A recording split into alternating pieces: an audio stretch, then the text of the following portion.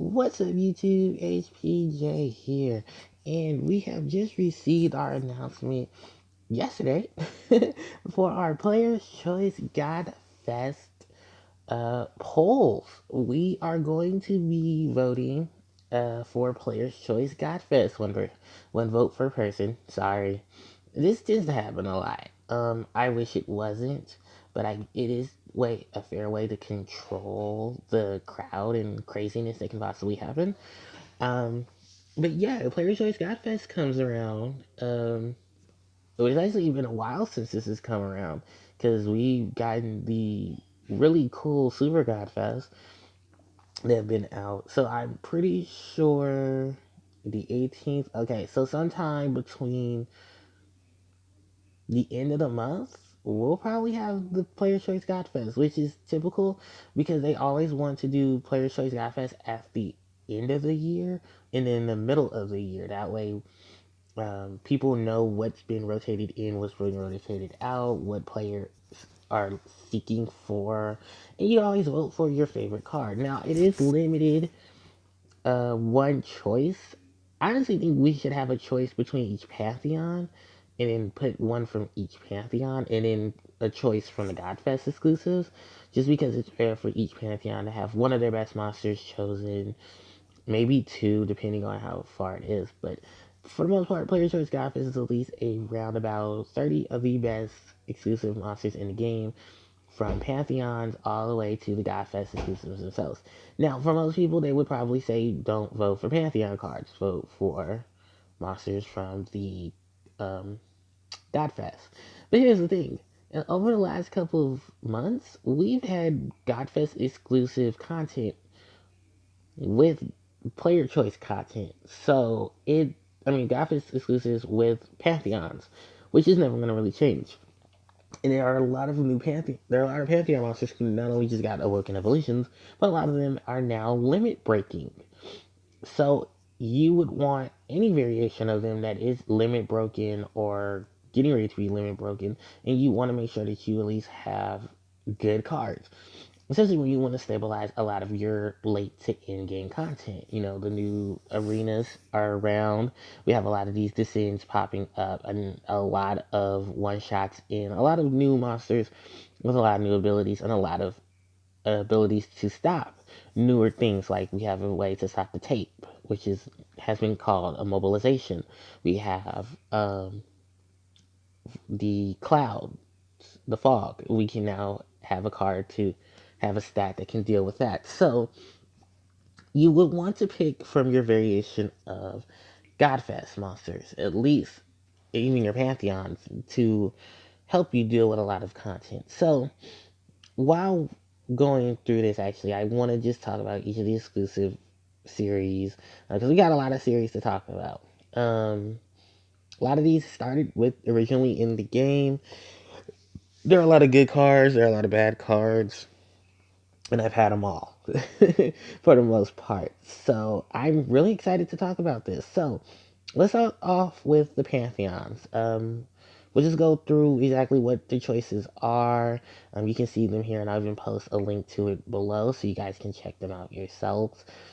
You can always go onto the pad website to check and see what Pantheons um, stats are at full evolution. A lot of these cards now have reincarnated forms, so you can check the reincarnated stats. You can check for stats of the awoken cards.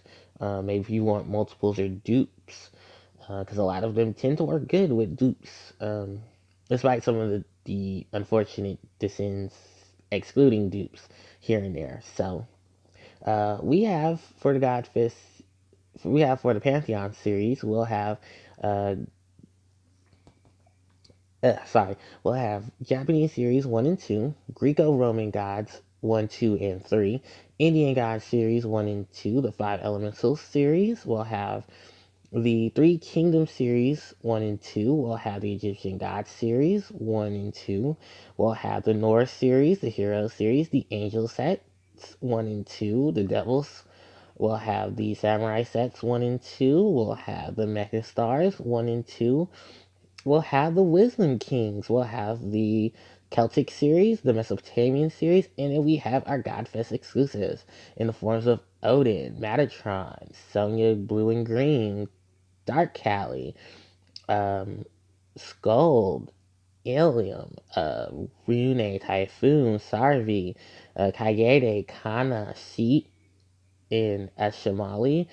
We'll have uh, we'll have Fenrir Viz, Sharius Roots, Balin. We'll have the Italian Piedmon, Grimly, Atem, Fusion, Raijin, Amino, Yog, Nay, Kami, Cotton, Machi, and Morgu. And then the witches. Wow, there's a lot of cards missing here. So I guess they're trimming the fat of a lot of the cards because I don't see I don't see Erd or Verdandi, no Red Sonya, Light Callie's not here, Light Metatron's not here, no Green Odin. We're missing Saria and I forget. Oh, Saria and Gridius. We're missing Subaki and Sumire. We're even missing the Dark Fenrir. We're missing Sharius and Souls. We're missing Balboa. Yeah, there's a lot of cards they took out of this from the Godfest. I guess these are pretty much the Godfest exclusives people look or see after. They did get a lot of their Mega Awoken forms. They have newer evolutions. I'm looking at you, Dark Metatron. A lot of these cards are just good on any revolving teams. Callie. Skull's really good with a lot of the blue cards that have been coming out recently. Ilium is still a great god. Ryune, Typhoon, and Salvi have all gotten evolutions. Kana, Kaede, still two of the best Japanese dragon callers to boot. Um, Kana because she has that amazing skill to give to give the attack and defense to gods and dragons. Really good on Rod Dragon team, even though he's not a viable team anymore. It's not a viable team anymore. It's still a really good team for a lot of the here and there's of people who want to play those. Love Kaede. I think Kaede actually has replaced Liu Bei as being one of the best in sets of green teams. Um, and just really awesome card setups. But I do feel bad for a lot of the cards that have been taken out. Um, so with that said, let me just go over all of my particular choices and what I feel about each of the God series. The monsters from each of the God pantheons. So I'll start off with the Japanese series one. Despite the fact that she's not in much rotation, Yomi actually is a really good monster if you're building power teams. Yomi's a really good assist. Yomi's ultimate evolution does stack on some pretty good damage. Amaterasu, unfortunately, she hasn't seen a lot of play. Still one of the good healers. Still really tanky. But she has just unfortunately fallen to the wayside. Susanoo is a really good offset in green teams because he does give the defense. Viper Orochi, if you can't get to, I think it's Indra. Viper Orochi has a great delay. A reincarnated form, really good in that sense, has a lot of defense to back him up. But unfortunately, he still suffers from the casual set of blue, where blue has a lot of HP, a lot of attack, but very, very little to no recovery. Not as bad as dark in some sense because of the devils having a lot of them. Overall, not having really good RCV. Um, it just sucks in that sense. And Hino Kagasuchi has actually been really good in the skill up dungeons because you can just wipe and Kagasuchi's secondary effect will trigger, in which is dealing a whole bunch of damage to your opponent as a resolve. So not too bad there. Japanese series 2, I think still one of the highest hitters from this is um, Kushinada Hime, despite the fact that Kushinada had rotated out because, well, Skyfall hasn't been really relatively good on her basis, she has one of the best amazing skills of a good defensive wall. It may be one turn, unlike Isis, who has it up in three. Um, Kushinada is still really relatively awesome monster, and overall, in her general sense, she is very beautiful in her artwork, but she's also a really good monster. Excuse me, in her offset when it comes to her being on the team as a defensive card. Izanagi, not too bad of a monster himself. I've seen a lot of Izanagis now being played on Dark Metatron teams, and really just a great basis on that. Unfortunately, Okani hasn't seen much play. He did get his reincarnated form, but that was about it. Sorry, I have not seen anyone really team up him with anything. Hopefully, if they do give um, Red Dragon Caller Sonya some chance, maybe he'll be on that team again. I think it was either Liu Bei or Okani that was actually on the team with Sonya and did really, really, really good. Yumasachi and Yamasachi. The only downfall to these twins is the fact that they don't produce all of the four colors that they need for their ability. Other than that, they are good spot on blue teams to create blue orbs. Generally speaking, I guess they would be a good assist as well if that was the case. Ami Nozumi being only one of the few cards in red to be a bind clear. Her reincarnated form, extremely well. Has a lot of base to her, and hopefully soon there'll be some type of buff to her. She just unfortunately just having to say because red has not been too much of a good fighting class over time. The Grego gods, unfortunately, all five of them have fell off. Even with their reincarnated forms, unfortunately, not all of them have been on the basis of everyone's been excited to see them. Venus, I'll start off with her. She did get the L awakenings and had her leader skill changed. That's where she's breaking locks on orbs, which kind of just eh with Venus. In unfortunately, just I wish she had more of a different setup for herself.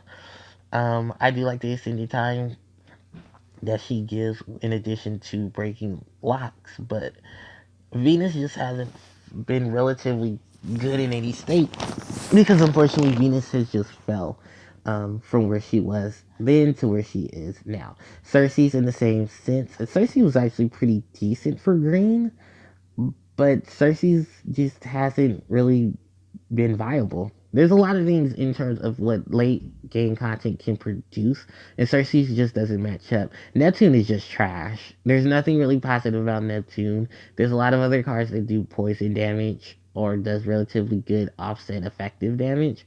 Neptune does absolutely nothing to that basis. Neptune's more of a threat inside the game itself, where he's ultimately a wall, but his wall can easily now be broken because there are a lot of cards that can break through it. Hades, Hades is not. Hades is just Hades.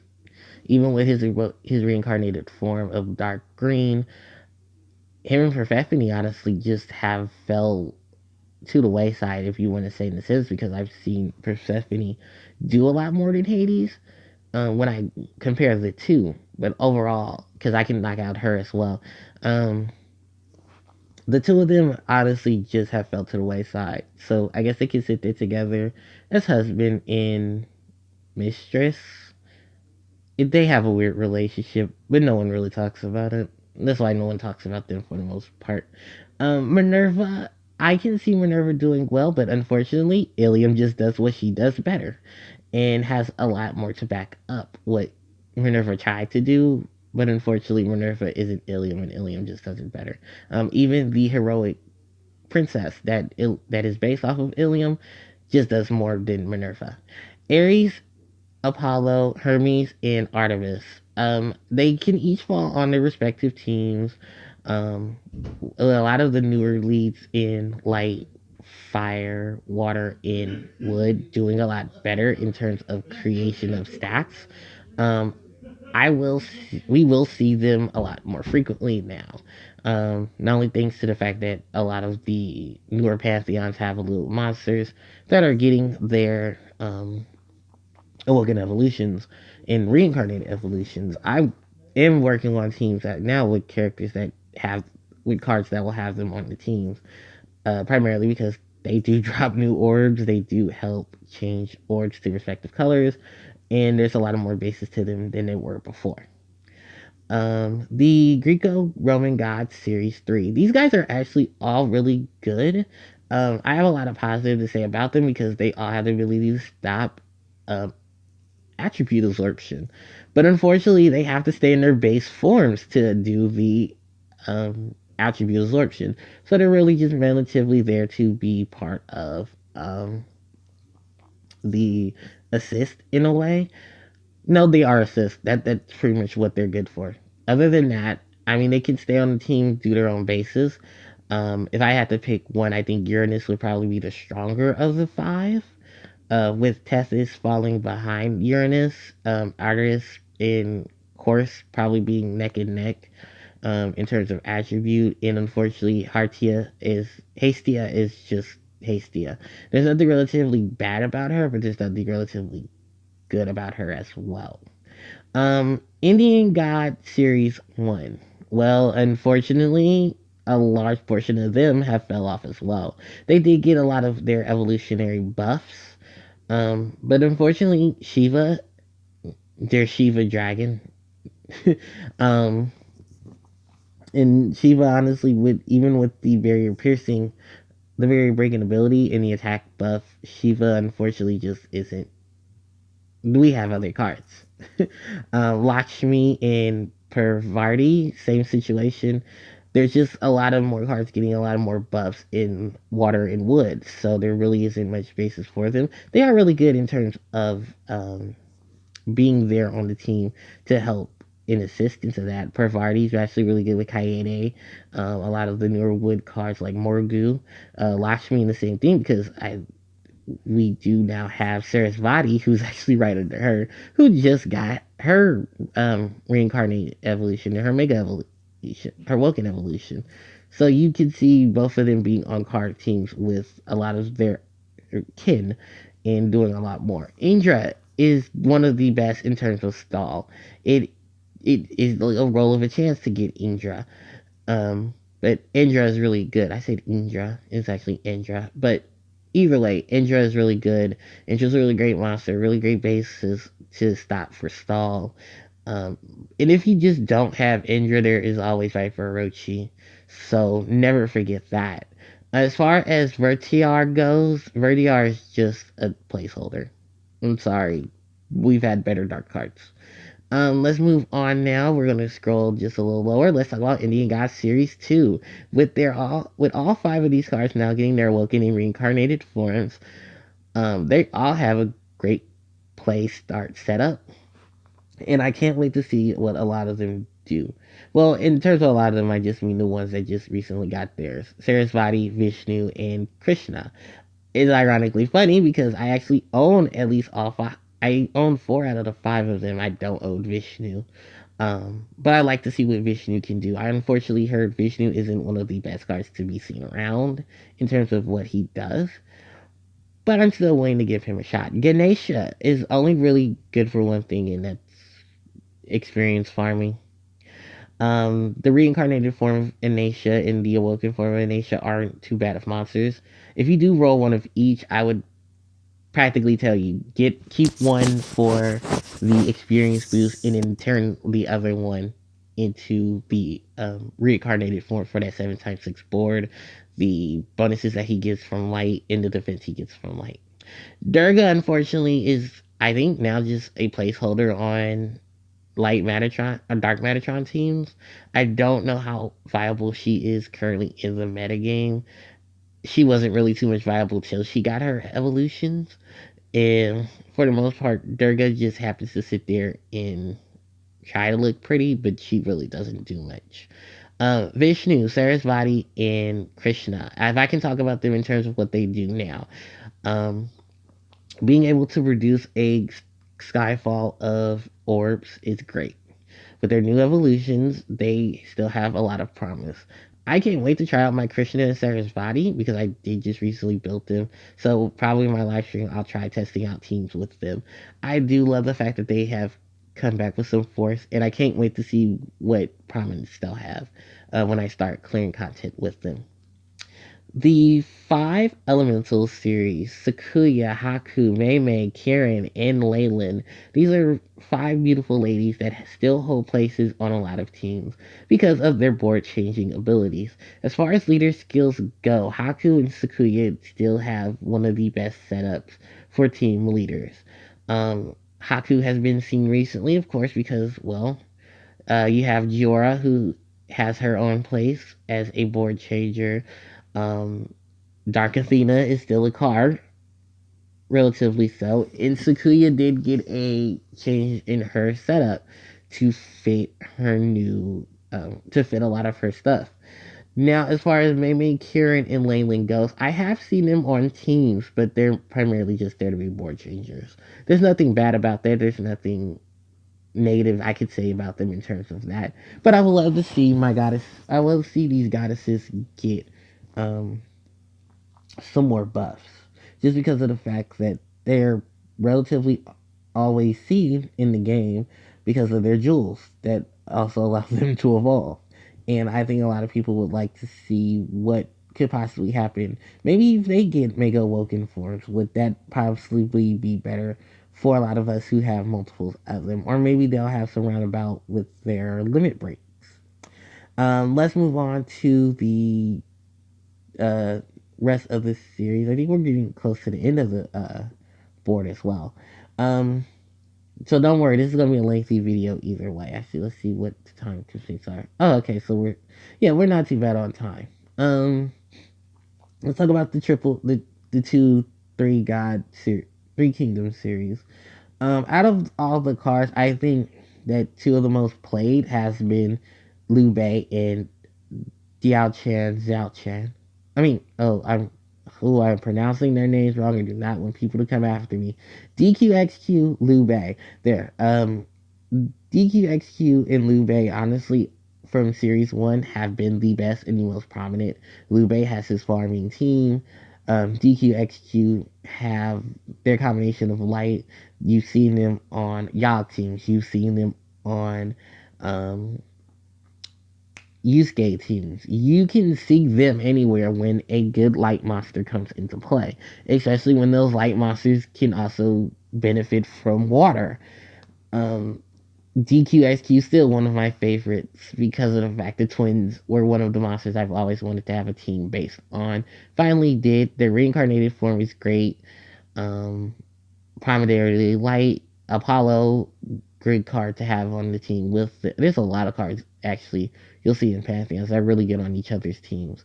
DQXQ is just one of those prominents that I've loved to play around when it like when the time comes of a different dungeon or an old school dungeon. I just want to see how far of a new team I can produce. Liu Bei is pretty much just farm, get 3 Zeus Dios, get that Tengu, and then swipe. He hasn't seen much because Kaede kind of now does what he does, just a little better. Um, but still overall one of the best farming leads to have. So there's never two downsides to that. Lubu ain't seen nothing because Ronya hasn't seen anything. Even with his evolution, his newer evolutions, Lubu just there. Sun Quan, despite the fact that she has a lot of promise with her stall out, um, Water just has better options. Water still has Viper Orochi.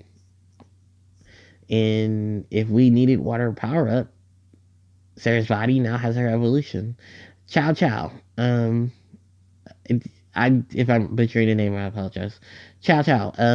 Fire has better options as well. I look at it as the same thing with Sun Quan. Fire has better options than what Chow does. Even with Chow's evolution, I still have Aries. I have Minerva. I have a ton of better options.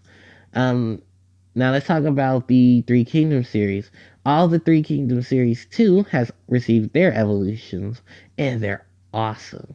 If you get any of these five, do note locked orbs are not a problem. That is clearly what this series does. They have these 7x6 boards, which are awesome for a lot of combo plays. They have their ability to unlock orbs, which means they can even fit on teams as subs. The most prominent of this clan is Diao Chan because she is great on Anubis. She's great on Yusuke. She's great on a lot of the newer leads that are light. She is a prominent leader of her own. She is Waifu the Great because she has so many good positive things about her. So if you ever roll her, she will be a prominent keep. She will be a prominent yay to the team. Simi Yi, actually, I've been using recently, but as a sub for Dark Athena, and because lock orbs tend to have come up a lot more in a lot of dungeons, um, you probably would need someone like him, even if he's an assist. It's still a really good thing for a team like that because dark blue tends to be a good prominent.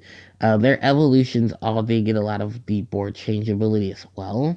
So yeah, I have nothing negative to say about any of them. Mao Chan, Gang Ni, or Xiao Dun. They're all really good because they have their orb blocking ability, they have their board changers, they have their multiple evolutions, which are still good depending on what set you want to go for. You can go for the awoken form or you can go for the regular evolutionary form and still have a good lead in or sub. So let's move on down. We have the Egyptian series, the Egyptian gods. Horus, Isis, Bastet, Ra, Anubis. Now having a full set of a set. Now having the full set.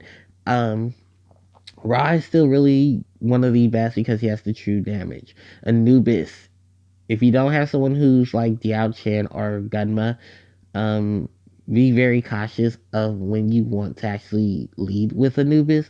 Anubis still has a lot of great potential, but unfortunately, Anubis fell because a lot of the times you need someone like Gunma or Diao Chan. Gunma still has not gotten his evolution in North America or EU, so it is unfortunately downside to having Anubis now. I think a lot of things also just power crept over Anubis to where Anubis is just not doing anything to the relevant game. Bastet is just she's just there to be cute. Isis is still one of the relatively good subs. With her reincarnated form and the fact that she has that low turn cooldown on a shield. It may not be the best shield, it may not be the best heal, but I mean Isis is still primarily good there in a lot of the cases where she is. Horse is just horse. And horse doesn't have anything good or bad to talk about. That's why I just said horse is just horse. Similar to how Venus was treated, Horus did get that same result. But I feel Horus is lackluster in the fact that Horus only does one thing, and that's amplify fire orbs. We have so many other leads in subs now that enhance the orbs themselves that Horus just fell off. So there really isn't prominently anything Horus can be useful for at this moment. Even if a fire team has a basis of wanting to buff up power, other options. um, the Egyptian God series 2, Set, Nut, Osiris, Heather, and Nefertiti. I don't see them. I don't really. I know they've gotten their awoken forms, and that's all you've heard from them. None of them has sparked anything good. None of them has done anything beneficial. They're just there. Nor series. Ina and Aina are on a lot of water teams, a lot of dark teams. Freya is really good as a villain on teams with wood. Thor and Loki, I guess I'll talk to Loki. Loki's been seen on dark teams lately and has been doing a really good job. Thor is a really good force. And Frey will be seeing play now because we have Krishna. So do you expect some people to start using Frey as a sub? Because Frey's a really good sub on fire. Hero series. We got more board changers. um, from best to worst, Pandora. Yeah, I'll just go from best to worst when it comes to this series. Pandora, uh, Wukong, Yamato, Andromeda, Pegasus in that flat line. And you'll see a lot more of Pandora on Dark Metatron. Uh, Krishna has now gotten his evolution, so Yamato can be an option there. Sun Quan for Water Team. I don't know what light has gotten good. That oh, Raphael, who's right under him. You'll see him on Raphael. You'll see him. You used to see him on DQXQ till his reincarnated form screwed that up. And as far as Pegasus Andromeda goes, we just have better options in that sense. Angel God series, they all now have their reincarnated evolutions. Um, and I still hold promise to them, but I like them more all as well assist. With the exception of Raphael and Lucifer, I think Michael, Gabriel, and Uriel are just good assist cards. I don't predominantly see them as leads as much as I used to. They're not going to be that prominent there either. I just have to say that honestly, Lucifer and Raphael will be more sufficient in their evolution in their evolutionary setups. Um, but unfortunately, yeah, they just fell off. Speaking of falling off, the Angel Series 2 have all fallen off. Ryul, Famiel, Rosiel, Ariel, and Lumiel. Sorry, guys, but Series 1 just is more important. You guys don't really do a lot of positive, and honestly, yeah, I'd rather have Series 1 than Series 2. With the exception of Famiel, because Famiel's just adorable. Devil Series, they, similar to Angel Series 1, they all now have their evolutions. They all have their weighted stats. They have very good survivable team setups. Um, People are waiting to see how Lucifer will act in the current metagame, but I think they're more so talking about Archangel Lucifer than they are Fallen Angel. But like I said, a lot of those who didn't have reincarnated forms now have them, so they're gonna see how they play out. Just a prominent note, I think still the best setup still here is Lucifer, Bao, Astroth, and Amen. Sorry, Bell, but yeah, we have Uriel. um, Samurai Series 1, Samurai Series 2. 2 has your better options. I'm sorry, but there's nothing good on, in my opinion, there's nothing good for Samurai Series 1. I think Samurai Series 2 is just way better. Speaking of Samurai Series 2, let's talk about the girls. Inahime, Nini, Onochi, uh, Tachibana, and Nohime. Uh, they're good no matter what form they're in. But I would not change Tachibana or Nohime to their non 7x6 board leaders.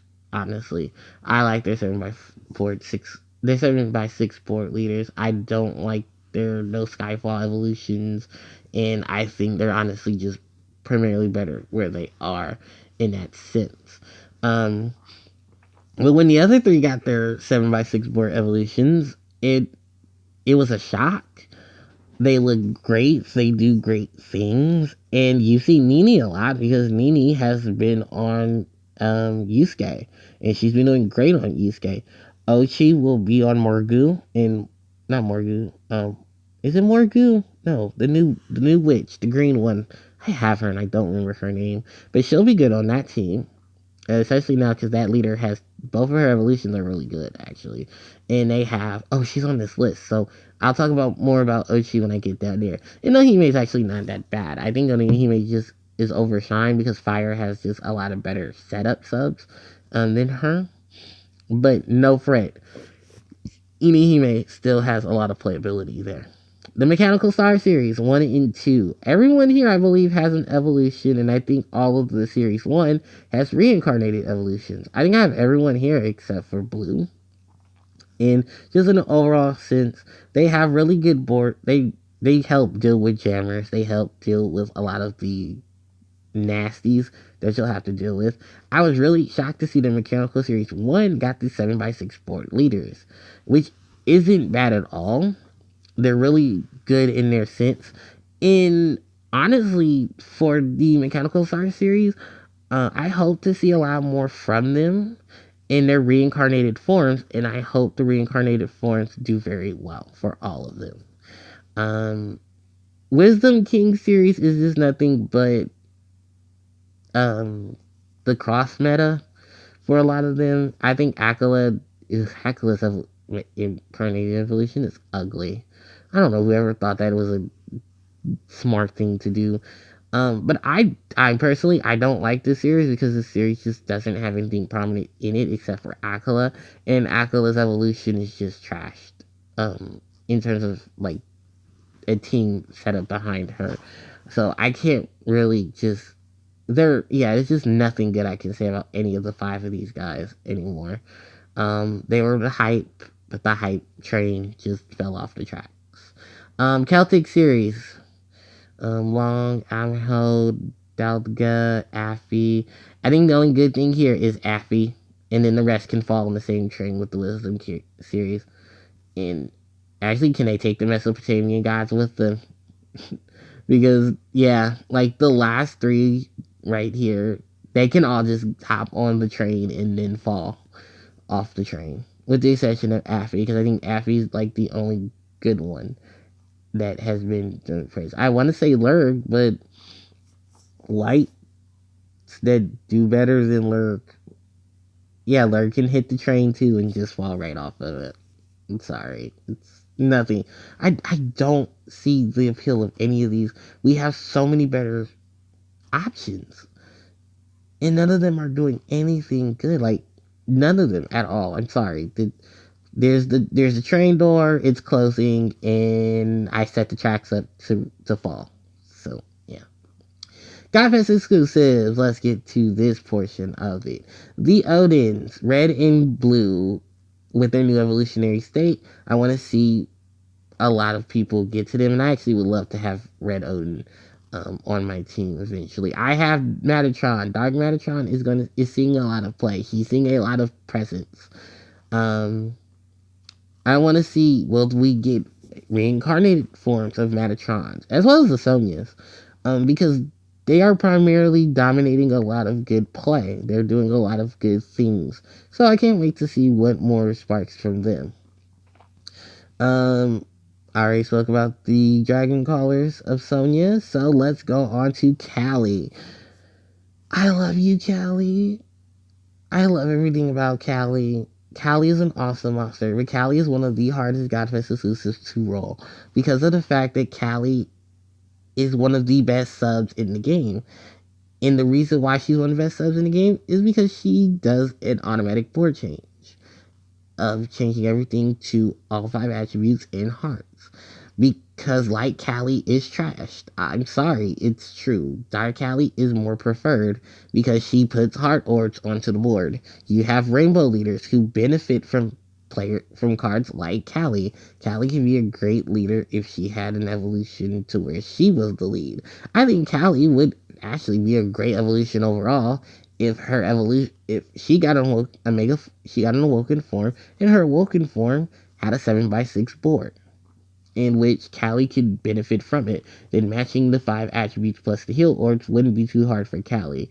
Um, and I think Callie at that point would even outstint Raw Dragon because Callie, that's all you really had seen her on for a good basis of the game was when she came out was she was a sub for something like Raw Dragon, where they were monsters who had these big boards and could benefit from these big boards. But I want to see Callie do a lot more of her own stuff because Raw Dragon fell off, but Callie didn't. And thank God she didn't. For the Norse, Skull's here only because of the fact Blue Dragon Caller Sonya is here. So why Verdandi isn't? I guess because she doesn't. Yeah, why isn't Verdandi here? I think Verdandi would have been a great follow up with Skull, but whatever. Ilium, awesome monster, great leader skill, great active skill, and has a lot of prominent stuff to him. I think he's a lot better than um, Minerva, and I think a lot more seen than Minerva. Because of their evolutions, Ryune and Salvi are here. I don't know why Typhoon's here. I never thought anyone was decreasing in Typhoon play, but whatever. If he wants to join the party, he can. Kaede and Kana, I think I've said it already. The two of these ladies have been prominently seen throughout a large portion of the game with their evolutions and how they've stacked now. Kana and Kaede are honestly the best two out of the Japanese dragon callers. So it's good to see the two of them there. For some particular reason, I don't understand why Shamali and Sheep are here. Um, I don't at all. I don't know. I guess because the respective colors of water and dark. Sheep would be great on Skull on teams with Sonya, and Shamali's here to help Dark Metatron, but I feel they have better options. So Fenrir Viz. A lot of people said Fenrir Viz is actually a pretty decent card. Jammers are not an issue as much as poison arts are the frequent issue. So that's why that Fenrir Viz may be on those. But I don't personally see the thing about jammers. And I just have better options in terms of combo leads anyway. So Fenrir Viz is not something I'm too happy about. He probably won't even show up on the list. Sherry's Roots and Baldin. Well, Sherry's Roots might show up because massive board changer. Everyone's trying to beat Callie. And Bolden's actually not too bad a fire for a burst, but I'd rather have Balboa for the defense. Paimon, Grimry, and Dalatan. That's probably because they all have evolutions now. I haven't really seen Paimon since DQXQ, and that was about it. Maybe on a Miru team in the future, but nothing more prominent there.